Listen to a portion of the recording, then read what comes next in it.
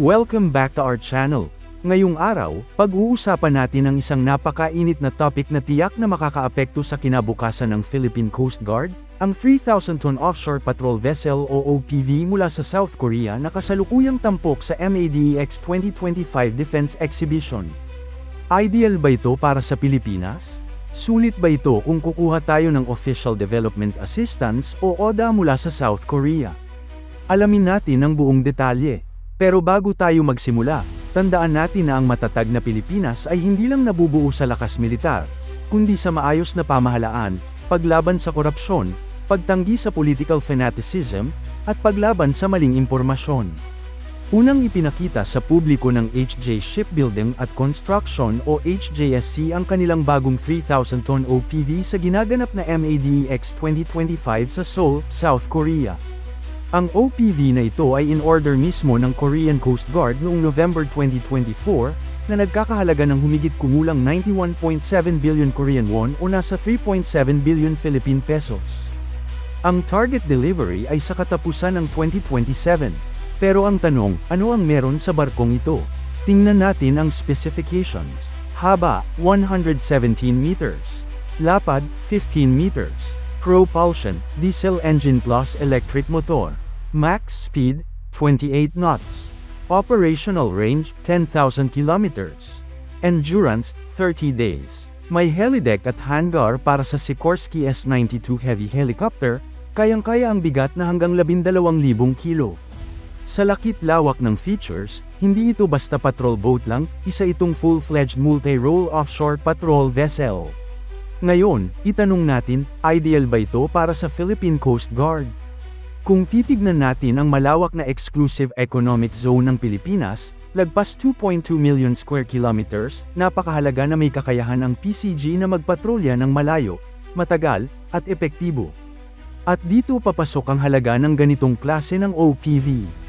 Long endurance, perfect sa mga misyon sa West Philippine Sea. Large deck and hangar, pwedeng magdala ng search and rescue helicopter o mag-deploy ng drone systems. 10,000 km range, pwedeng magpatrolya mula Ilocos hanggang Tawi-Tawi nang hindi kailangan ng madalas na refueling. Hindi lang pang emergency response ito, kundi pwede ring gamitin para sa anti-illegal fishing, anti-smuggling, maritime surveillance, at humanitarian missions. Ngayong alam na natin ang specs at capabilities, ikumpara natin ito sa ibang OPVs sa merkado. BRP Gabriela Silang ang largest PCG ship natin ngayon ay nasa 84 meters long lang. Ibig sabihin, mas malaki ang Korean OPV. HD Hyundai Heavy Industries, OPV meron ding sariling variant, pero walang hangar. Austal OPV design made in the Philippines pero mas maliit, limited sa certain missions. Ang HJSC OPV ay standout dahil may full hangar, long-range capability, at hybrid propulsion system. Mas advanced kaysa sa karamihan ng assets ng PCG ngayon. Pero ang tanong, may budget ba tayo? At paano tayo makaka-order nito? Actually, posible ito sa ilalim ng Official Development Assistance, ODA, mula sa South Korea.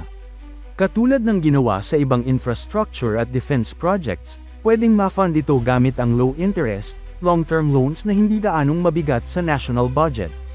At kung pag-uusapan naman natin ang potential ng Self-Reliant Defense Posture o SRDP, may oportunidad din dito. Alam nyo ba na ang HJ Shipbuilding at Construction, na dating kilala bilang Hanjin Heavy Industries, ay may kasaysayan na sa Pilipinas? Sila ang dating may hawak ng napakalaking shipyard sa Subic, Zambales. Bagamat na bangkarote ang operasyon nila rito ilang taon na ang nakalipas, nananatiling aktibo at functional ang pasilidad. Kung sakaling makipag-partner ulit ang South Korea, posibleng gamitin ang Subic para sa local assembly, maintenance, o kahit partial construction ng mga future OPVs. Hindi lang makakatulong ito sa pagbuhay ng local maritime industry, kundi malaking dagdag trabaho rin para sa mga Pilipino.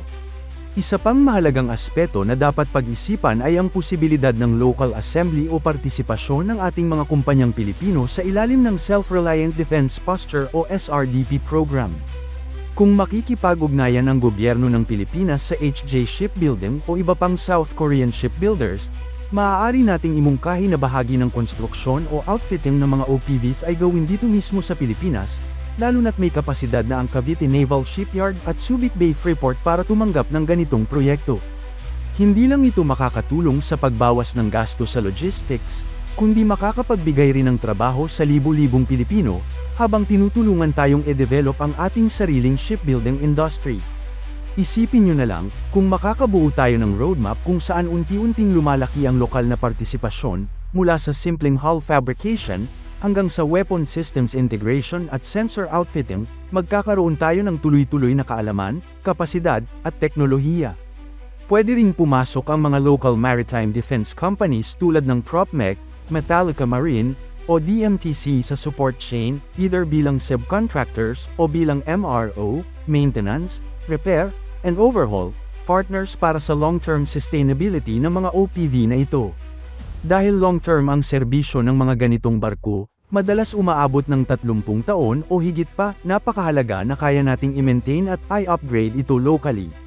Dito rin papasok ang kahalagahan ng skills training at partnership ng TESDA at maritime schools sa mga shipbuilding zones. Hindi lang natin pinapalakas ang Philippine Coast Guard, kundi sinisiguro nating sustainable at may pangmatagalang epekto ang bawat pisong ginagastos natin sa ilalim ng modernization program. At tandaan, ang SRDP ay hindi lang tungkol sa self-reliance, kundi sa strategic independence. Kapag kaya nating bumuo, mag-upgrade, at mag-maintain ng sarili nating mga assets, hindi tayo basta-basta madidiktahan ng foreign suppliers at allies. May leverage tayo sa usapan. Kung makikipag-coordinate ang Department of Transportation at ang Philippine Coast Guard sa Korean counterparts, pwedeng magkaroon ng multi-ship procurement deal.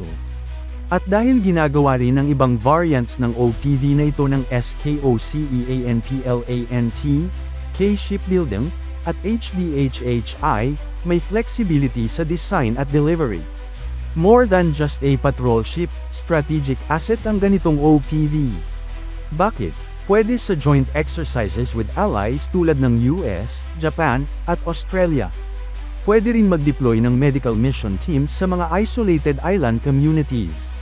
At higit sa lahat, nagpapakita ito ng credible maritime presence laban sa mga foreign intrusion sa ating karagatan.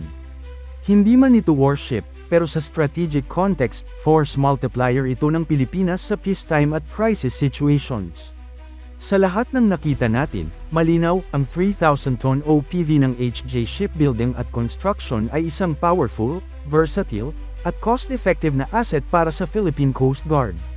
Hindi ito overkill, hindi rin kulang, sakto lang para sa mga hamong hinaharap ng Pilipinas bilang isang archipelagic nation. Anong tingin nyo, mga kabayan? Dapat bang isama ito sa susunod na modernization ng PCG? Comment down below. At kung gusto nyong updated palagi sa mga balita sa defense, maritime security, at military modernization, don't forget to like, subscribe, and hit that notification bell. Welcome back to our channel.